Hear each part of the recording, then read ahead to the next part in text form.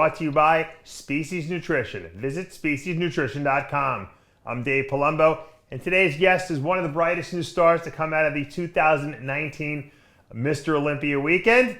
He placed top 10, and I know he's thrilled with that. So we got him here today to talk about what's going on in his life and what his future plans are.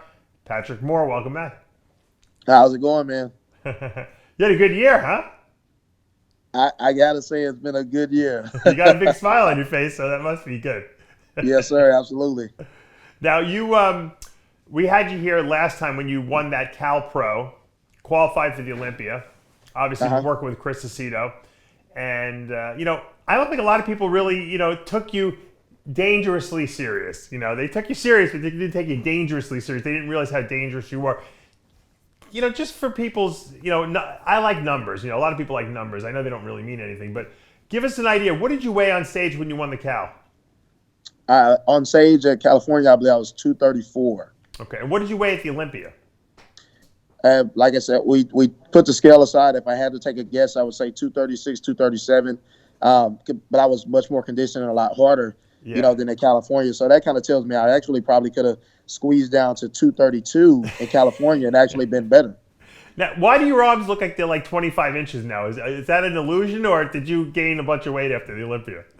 No, I gained a little less than 20 pounds, but it's just a fullness. What's crazy is I think at the Olympia we actually could have been a little bit fuller on stage, but you're always you're gonna have to play that game where you either want to be conditioned and tight and a little flat, or you want to be crazy full. You're gonna have to teeter on that line a little bit. I hate when guys do that to me. I have clients that they send me pictures like a week or two after the show, and they're like, "Look at how I look." I said, "Yeah, you look good in the gym." I said, "But you go on the stage and you're not as polished and as tight." Exactly. So if we could all only look like we do in the gym, right, on the stage, that's the goal, right? It's an illusion.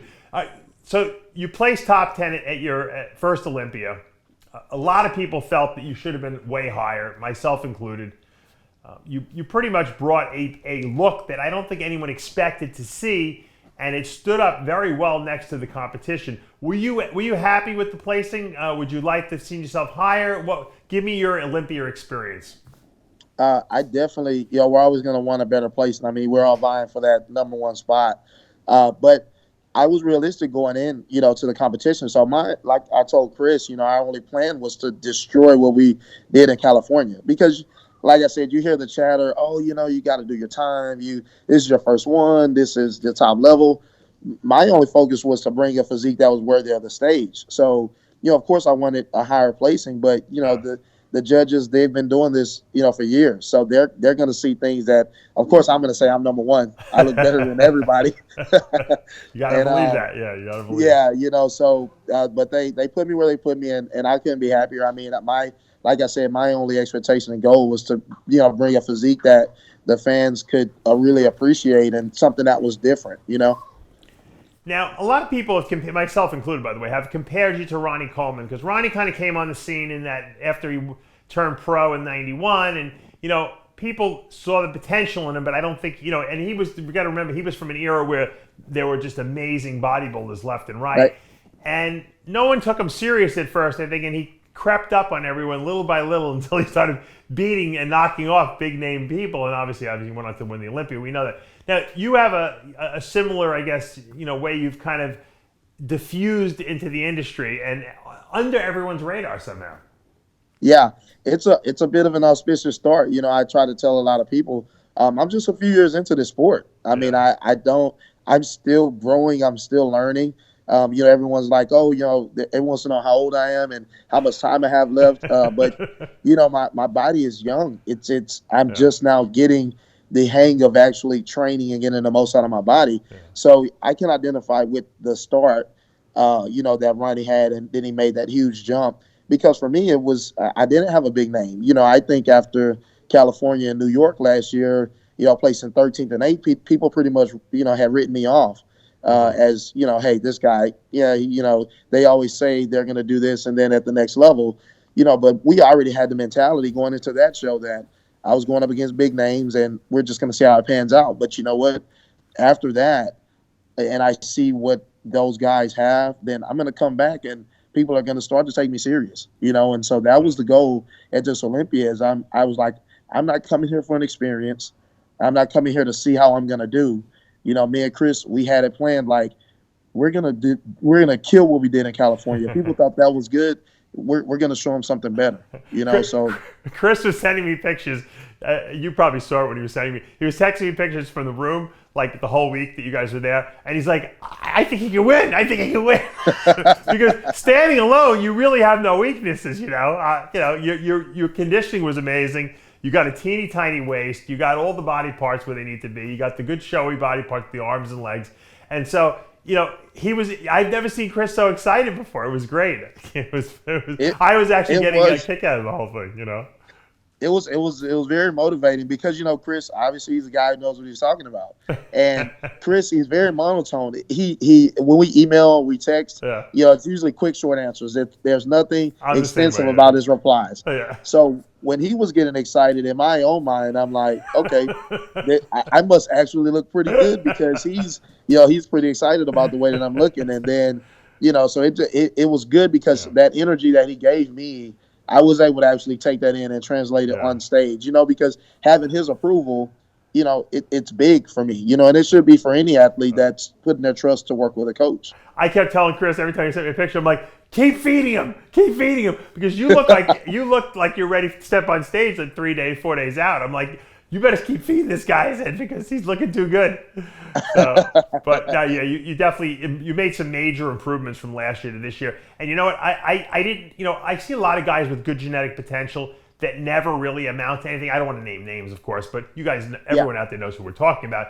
And they look the same year after year after year, and you're like, why didn't these guys ever amount to what people were predicting that they could have become? And I always believe it comes down to their lack of training intensity. There's very few people who want to go into that death zone, I call it, that uncomfortable zone, that zone where you feel like you're going to die after every workout in the gym. And Ronnie always went there, and I didn't know what kind of trainer you were. And then Lee Labrada told, I don't know if he told Chris or told someone else, that he's never seen anyone train as hard as you in his life. And coming from Lee Labrada, that's a compliment, Yes, sir. Because for me, I've always been a pretty naturally strong guy. And then, just take the background of the sports and playing team sports and endurance training, I'm actually able to take that intensity and stretch it out over an entire workout. So that's what I think is the biggest thing, is the training. And that's why I'm so confident, and was so confident when I told people after California, like, well, just wait till Olympia. I know it's only a couple months, and I know you guys probably think that I can improve, but give me a second and let me just show you something really quick. And so that's why, I knew what it was going to take to make an impact at this year's Olympia, So I agree with you 100%. It's the training, and I try to tell people, I'm hungry. Like, they just don't. If I would have placed third at the Olympia, I'm going to go back home and I'm going to train like I just placed 18th. Right.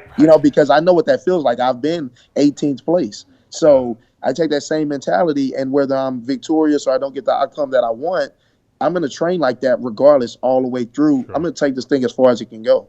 Right. Now, what kind of crazy lifts is Lee talking about? What do you do in the gym? Are you doing like, heavy squats and benching and what are you doing in there? It's probably he's probably referring to the high repetition training. So the way that I train, most guys will have that balancing scale. If it's heavier weight, it's lower reps. Right. Well, for me, it's 20 reps, and it's always 20 reps, even with an increased weight. Yeah. So I will rep 135 pounds the same amount of times as 410 pounds because because what it is I feel like it takes that kind of training to really push the muscle. Warning, so of course, warning. Do not do this at home. Do not follow him.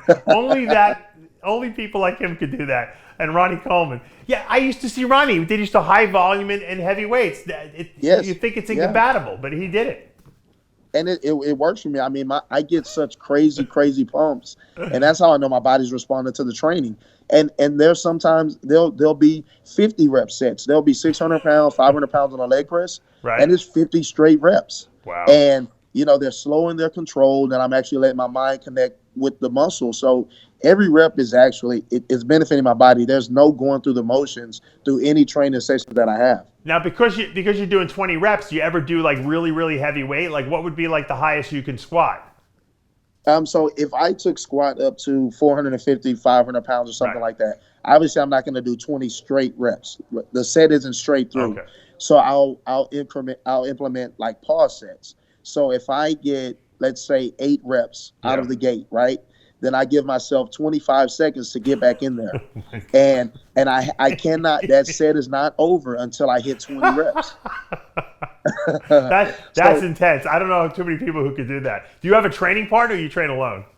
I've always trained alone for a long time. Yeah, no one wants to train with you probably. That's why. Yeah. I've trained with Hunter for a good while. And now I have my buddy that's been with me since I started this sport, and he doesn't compete anymore, but he's always there. But he'll try to spot me, and I'm like, no, dude, I got this. Don't, just stay right there. Have you ever trained with Lee? Did Lee ever try to keep up with you for a workout?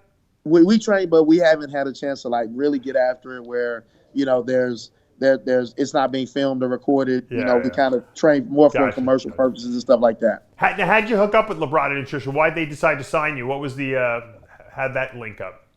So they actually grabbed me when I placed 18th place at the Nationals in 2015. Wow. Right? It's pretty crazy. It just goes to show how much, Lee and Hunter, they had, a vision for me, and they were confident in the physique I had then, even though it wasn't a winning physique. Mm-hmm. They knew I was new at the sport. So after the show, after I got off stage, Hunter went and grabbed Lee because I had already met Hunter previously. Sure. And he went and told Lee, hey, Dad, you need to come meet this guy. I think he's going to be something great one day. He has a lot of potential. Wow. So I met Lee right there, first time formally. I already knew who he was, of course. We came back to Houston. We sat down. He signed me to, an ambassador, Sure. sponsorship, the supplements and stuff like that. And I remember at that time, Hunter actually had told Lee that, hey, this guy's going to be pro in 2 years. So Really? in 2 years, I turned pro. And I got to hand it to Hunter. That's a very mature attitude to take because you guys are essentially competitors against each other. 100%. Yeah. And he, and after I turned pro, he said, in 2 years, you'll be at the Olympia.